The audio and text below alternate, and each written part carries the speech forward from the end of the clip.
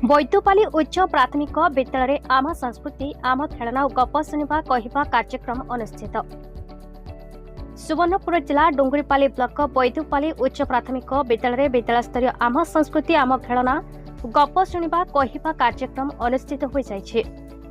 प्रधान शिक्षक दिव्य किशोर जोशी सभापतित्व अनुष्ठित कार्यक्रम में एबीओ तथा बीआरसीसी गंजलो मिर्था मुख्य अतिथि भाव जोगदे। गोष्ठी सह शिक्षा अधिकारी बटकृष्ण पाढ़ी मुख्य वक्ता भाव जोगदे आम संस्कृति रे खेलनार महत्व और शैक्षिक कार्य ताहार व्यवहार विषय मतव्यक्त करने चित्रांकन माध्यम विभिन्न शैक्षिक खेलना तैयारी करी एहार व्यवहार विषय शिक्षा देथिले।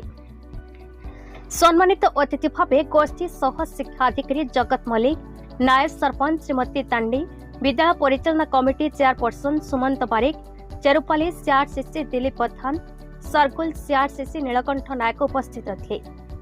मृत्तिका शिल्पी तथा शिक्षक लिंगराज राणा मूर्तिकार विभिन्न शैक्षिक खेलना तैयारी करने सह ताहार व्यवहार विषय छात्र छात्री को परामर्श देते।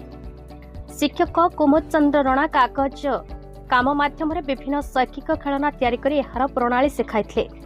शिक्षयित्री भवानी मेहर विभिन्न सूता और कपड़ा व्यवहार कर खेलना तैयारी उपाय विषय शिक्षा देते। द्वितीय पर्यायर छात्र छात्री माने सुंदर गप शुणी और गप कही। गप संपर्कित चित्रांकन और गल्प लिखन प्रतियोगिता प्रथम द्वितीय तृतीय होइथिबा छात्र छात्री को पुरस्कृत करा जायथिला। समाजसेवी बिरंची दिश्री, मंटू दिश्री, वैभव दिश्री, सौभाग्य दिश्री, चंचला बारिक, कांति दिश्री, विज्ञान शिक्षक पौलस्ती बारिक, शिक्षयित्री रवि बारी बेहेरा, उपमा गोयल, गीतांजलि कुम्हार सहयोग करथिले। पूर्व सीआरसीसी थपीर द्वारा मंच परिचालना करथिबा बेले शिक्षक मीनकेतन प्रधान धन्यवाद अर्पण करथिले।